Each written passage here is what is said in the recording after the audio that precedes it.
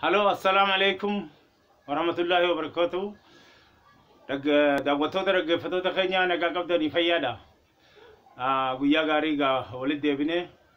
أرانتنا واي بيخينيا خيسة تيفي. حالته تكو قا الدنيا خجرو سوغا تكو تكرمتوينا. قدمني الربي يخيسة تاسويني خينيا. هاسو خينيا خرا خيسة تكا.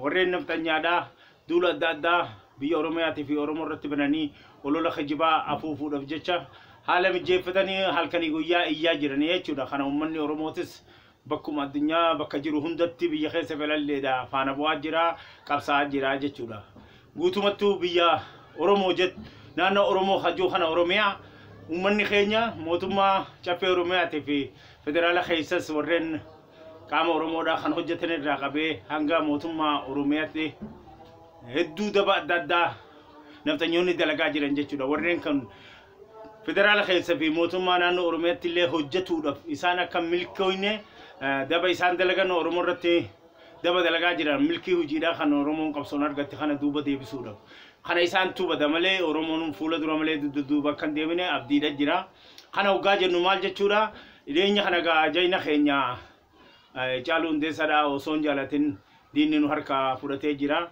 آرين سافي رفتشو قاسم قد مرة سوسوين سبي يقدو روميا تنخيسة تمني قدام كن سوسوي أكا قرتي ورا كريسانا تكاو ورا أمارا بيتشا فتودن ورا دولة شنيبا لسا الدنيا تجانيتي أولو أوفاجر انجتشورا ومني رومودا جاينا إسا تكاو بيخا إسا خدا بيشالو دفجتشا آري لولي ملي دمني سان نما تكرت دلغم بيجي تكرت دلغن سنجرت جودا نمني والله لجدو تيغا نموني ومشام بدون ومالتا ونما جرتي جودا خنا خيسة نانو شاشمني تبي أرسي والمعقلات تبال اللي داتي نموني شني ورا كريسانا رتدولو دان دولا شني بلسو تياني تي الدنيا رت أكا خسفة من جاني ولولا دادا وفاجران خنا هندما ومني أورمودا جايني ساخدو جالو اندساتي آرات تيرجع مي في رفتشو تيرجع مي رتي دبيرو في ملأ دبين إنسان دمني عدد دلقة إنجيرين جتشودا خرابة في أرسي في أرجع خيسة نماو خرا أمانتي تين أمة خينيا في تاجران أورمو كريستانا اللي نما صدومي مي أول في تنجنيتي أورموتا أمانتي دا ولكاس دا فدولا عدد تجيرانية جتشودا خرا خانين نموت إنساني دي دمر راجع فرتمرن دبر خدوه جتشي ينام تكوما دو آمتي دو جالد ديو سونتين نم أورمو خدي بارزا بمخنا كابينيا أمارا خدش جروزرفو في كابينيا كسي بلسو في خراب جتشا دوم ملأ نوتي نمني دو كلون دوم نم أمارا تيجاني دو وجاتورن جتشودا خون أمارا دو كلودا نمني هندينو كورمتي كلودا نفتنيون نمو مدة دينا تخيسة تخوممتي أبيني في بالادرا في إزمن قرتي نانوا أوروميا بك أدد دا خيسة هدو كفيت سوسوان جرتو في شاشة مندي قرتني أصل لانا في بالي قبا فا بالي روبي فا خيستي تتا سوسويتي سانغودانين أمتا أكا عارف كاو أكا بدي دف نهواسني خن بدي خيسة خطايسة نقولوا دا نمن خن دبا دلقاجر إنجتشولا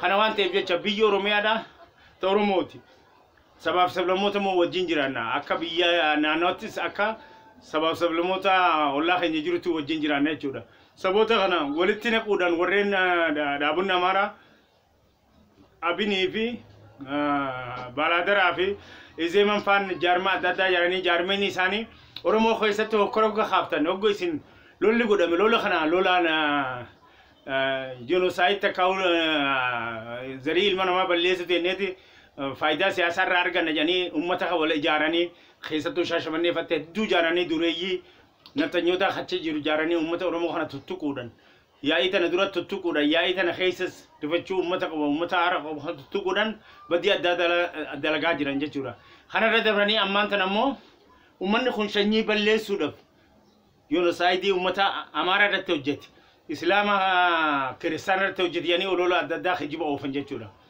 هوغا خنا جنومو تنا دورات أمتها دبري خنا مضافة أماري بيا نانو غوجم أمة كريستانا بيا سني حاسني أمني إسلاما مليون دبان كيزا مقابيني ساني قبته مسجدني قبته بدي كذا دلقا مكينات تكمل تكلم ترفع خاني خانا هوجا مسجده قبنا هوجا منوتا دكانوتا إسلاموتا قبنا نيجي سنجة شورا hoguu dhiichisan kana gammachuu gubatuu san dhiichisan waan tokkorraa osoo nam tokko walii lolin akkanuma lafaa hanee caasaa isaanii tan nafxanyummaadhaa kana faayideeffatanii mana gubuu masjida gubuu kana hundaa dalagan jechuudha. Har'a Oromoon nama akka Hacaaluu Hundeessaadhaa kan Oromiyaa miti naannoo sabaa fi sablammoota hunda keessatti akka Afrikaatti illee nama beekamaa kana mikinaata tokko malee harkarraa hogga uummanni uf dhabu nama kana ariifatanii loluun nama kana aaranii loluun jaynummaadha malee luynummaan jaamu. Maaliif Dr.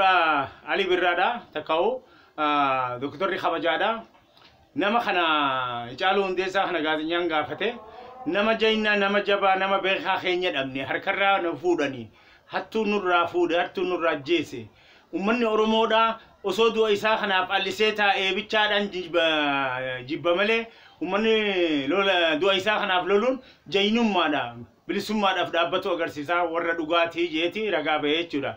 Nafxanyoonni amma raadiyoo hundarratti banii olola adda addaa bananii Ali Birraa akkanaa jaanii odeessan Ali waan dhugaa dubbate nama jayna akkana dhabne ummanni Oromoo rifachuurraa aararraa ka'ee loluun silaa ummanni Oromoodhaa loluu ba'ee allisee taa'een aaree jibba malee ummanni Oromoo sosoon kun gammachuudha takkaa'uu qabsoodha baga hojjetanii jeeti lafa kaa'ee jechuudha. Akkuma sanii Oromoon hundinuu baga qabsoo tanatti illee jajjabaataa jiranii ammas qabsoon jabaataa jira. Warreen nafxanyaa kun dabreetis ammaan tana mootummaan Oromiyaadhaa namoota dhume kanaaf gaafatamuu qabdi. Warri mootummaa caffee Oromiyaa keessa duroonni kan godinaa dalagan hundi isaanii khasafamanii ka'anaa dalagan heeraa dhalaa'uu qabanii jan kun yoo hin dalagu jechuudha. Mootummaa Oromiyaa biyya Oromiyaa keessa Oromoota bulchaa jechuudha. Ammoo lola godhame kana keessatti lolli waan yaadamee godhamu osoo hin ta'in waan rakkina dhufirraa godhame jechuudha. Uummanni kun uummata naannoo Oromiyaatii fi godinaa Oromiyaa Oromoon aanatti illee akka of bulchitu fedhiin qaban jechuudha. Maal jechuu isaaniiti?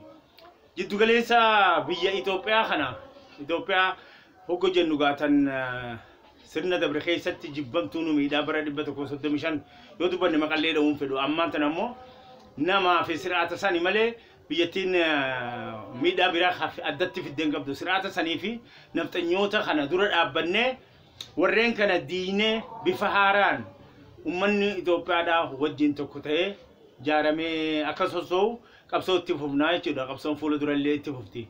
Warreen kun ammaan tana ummata Oromoo kana akkuma of bulchanii hin jiraanne deebanii akka isaan harka isa nafxanyaa Amaaraan durfamtutti kufu afaan Amaaraa aadaa Amaaraa hundumaa barmoota baandiraa Amaaraa tan nafxanyaa ta duratti duuba kaanii fuul duratti amma baasuudhaaf jecha olola isaan godhanii jechuudha. Kun tasuma hin ta'u jechuudha. Waan kana ta'eef jecha Ortodoksii janiitii amantii kiristaanaa qabatan. Oggo kana jennu kiristaanni Oromootiin ni jira, Islaamni ni jira, waaqeffataan ni jira. Amantii irratti nuti amantiin teenya tokkummaa keenya malee kutaa fi amantiin addan baanu warreen ammoo maqaa amantii dahatee biyya Oromiyaa keessatti ummata Oromoodhaa dhaayanii ummata Oromoo balleessaa ummata Oromootii fi Oromoo jidduu yaa'ii godhadhaa hogga hin godhatte karaa masjiidaa ori'anii masjiida seenan. Karaa Arsii seesaa kana nama kutaa kuma sadii oltu beeta kiristaanii keessa jira. Maaliif badii dalaganii achitti ori'anii galan jechuudha. Maaliif beeta kiristaana kana keessatti caasaa warra Amaaraa kana binii fi kana Baladaraati fi waazeeman fan kana jaarrataniitti caasaa kana keessan ummata miidhuu haala mijeessaa jiran jechuudha. Waan kanatti jecha amantiin biyya Oromoo keessatti amantiin kiristaana ta'e Islaama ta'e waaqeffataa ta'e Oromoon biyya ofii keessatti amantii ofiitiif abbaa ta'uu qabdi, siyaasaa ofiitiif abbaa ta'uu qabdi, diinagdee ofiitiif abbaa ta'uu qabdi, bulchiinsa ofii jireenya wajjii kana hawaasa barmoota fayyaa hundaaf Oromoon abbaa ta'uu qabdi jechuudha. Waan kun hin ta'in yoomihuu maddee isaanii maqaa amantii sababatanii nu keessa ijaaranii yoomihuu nu booressuurraa of duuban deemanii jechuudha. Barbaachisaa ta'e heera Oromiyaatiif heera Oromoon baafte Oromiyaa keessaa yoo bulu kan bulle taate Oromiyaa keessatti waliin dha'uudhaaf naga balleessuuf yoo naga balleessan deemanii ijuudhaaf waan nurratti duulaa jiraniif warreen mootummaa naannoo Oromiyaatii fi federaalaa keessallee jiru qaamni Oromootii fi waliigalatti biyyattii keessatti naga buusuuf dhaabota nu keessatti of jaaree nu balleessaa jiru kana dura dhaabbatu qabanii ammallee dhaabbatu qabanii jechuudha. Maal jechuu kiyya Itoophiyaan duratti tun akka makiinaa mariin baddee gommaan irraa caccabee aduu fi rooba keessa dhaabbatutti ammaan tan ammoo makiinaa caccabte san haafnetii oofna jedhanii Daani'eel Kibrafaan kan haasan kana jechuudha. Kana hogga jennee nuti mootummaa haara bifaaraan makiinaa haaraa marii haaraa tan waa hunda guutamte ummata keenyan sossoosuuf jecha marii haaraa nu barbaachisaa jira. Marii haaraa jechuun kiyya maal jechuudha? Itoophiyaa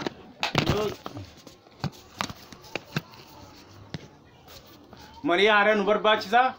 Marii kana keessatti Itoophiyaa haaraa hana dhugaratti hin dooyte. Mootummaa naannoo Oromiyaatii fi mootummaa jiddu galeessallee wajjin akeeka isaan kennan dhaggeeffatee naftanyaa kana gara hundaan dura dhaabbatuun dirqama uummata hundaati jechuudha.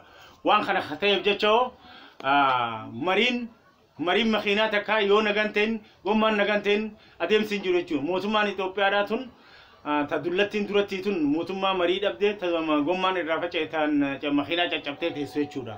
Waan kana ta'eef jecha nuti hogguu hundaa'u makiinaa haaraa haala baraneetiin wajji deemtu warra isa keenya bifa haaraan caasaa diinaa ka duratti isa hin jirre mootummaa naannoo Oromiyaattis haa ta'u mootummaa giddu galeessattis hirmaannaa Oromoodhaatiin deemaa jiru kana yoomihu qabsoo isaan daran qabanii uummata naftanyaa kana biyya Oromiyaa keessatti caasaa diriirfatee dalagu kana heeraa dhaleessuu qaban. Ummaahu warreen Oromoo akka biyya bulchan kan jiddu galeessallee jalaan galle keessattuu naannoo Oromiyaadhaa heeraaf dhalooti warra kana nama ficcisiise janiiti mootummaa Oromiyaadhaaf gabrummaa duratti sanitti Oromoo deebisuudhaaf jecha diddiitataa jiran. Uummanni Oromoodha biyya bilisaa siyaasan bilisoomte diinagdeen bilisoomte ta mootummaa bulchiinsa ofiitiin bilisoomte dhimma hawaasaa barmoota fi fayyaadhaan bilisa daran guyyarraa guyyatti jabeessee jaaratee biyya bilisaa ta sabaa fi sablammoota wajjin waltaatee jaalalaan jiraattu uummatu barbaada malee isaaniif jecha ardallee mataa gadi hin qabtu. Qabsoon uummata Oromootiif jecha mataa mootummaa naannoo Oromiyaatiif jecha warreen federaala keessa jiranis ammatee qabsoon Oromoodhaa daran jabaatu qaba jechuudha. Naftanyoota fi warreen naftanyoota faana bu'an warreen kijiba halkanii guyyaa kijiba oomishan of keessaa duguunee baafnee qabsoon Oromoodhaa itti fufuu qabdi jechuudha. Kana waan ta'eef jechuudha naftanyaan alaalis maal jetti? Hawultiin warra mootummaa Haile Sillaasee warra duratti bulchan Harar keessaa diigamee jira. Deebinee jaarraa jan duraanuu maachi jaarame Oromoo humnaan cabsine. Dabuubii fi Sameen Somaalee saboota fi sablammoota hunda cabsine jechaadhaan jaynummaa akka jayinatti jaaratan jechuudha. Uummanni hin feenu jee diige amma immoo deebifnee jaarraa jan eenyu isaanii eega eenyu biyya eenyu irratti deebi'anii jaaran. Hawultiin sun Hararitti dhaabbatte mataan isiidha. Diinni weerara duula nurra godhe agarsiisuuf jechuudha. Fuulli inni itti deebi'u Soomalitti fuula deebi'ee dhaabbatu kaasan maaliif duula Soomali irratti banuudhaaf yoomuu akka qophaa'aa ta'an agarsiisaa jechuudha. Hawultiin dharaatun tadiigamte deebi'uu dhisi taaftee'uu qabsoon Oromoodhaa ni diidii jechuudha. Waan kana ta'eef jecha naftanyoota kana yoomuu dura dhaabbatu qabna qabsoon jabaatuudha qabdi jechuudha. Waan kana ta'eef jecha uummanni Oromoodhaa yoomuu dura dhaabbannaa isaa jabeessuu qaba jechuudha.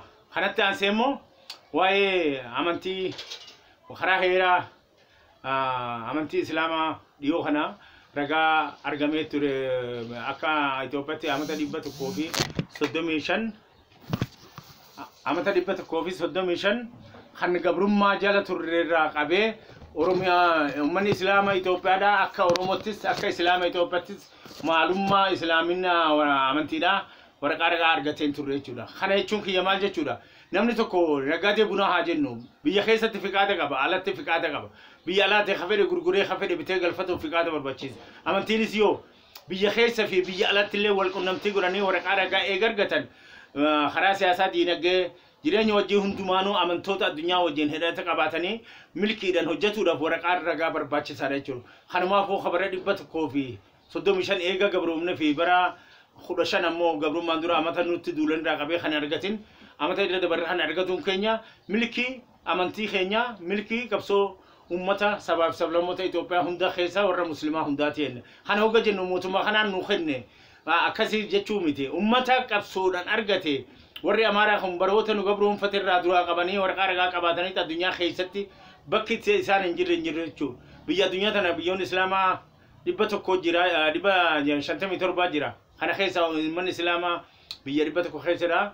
Biyyoota 440 keessa immoo haga wasanimanii jira. Biyyoonni 57 Islaamaa biyyoota kana keessatti galanii dhaqanii deebi'anii wajjin hojjetuudhaaf waraqaa ragaa sun barbaachisaa waan ta'eef jecha biyyoota illee maqaa kaasee ture jechuudha. Waan kana ta'eef jecha uummanni yoomihu Islaamni Itoophiyaattis Islaamni Oromootis يومه جباتو قبا جبين يخون فوز درافس اتفوفا حالو تغرتي تتكشا توكو توكو خنمان تنغرتي دبا دلقاما جيرو خندابا سياسا جدو جيرو حالو نخون هندي نور راحفور قبا خنا هم بيسوس أمة أوروموتي أبصر أمة أورومو رات تفوفتي حالو نجيرو هندينو يومه جبينيان تو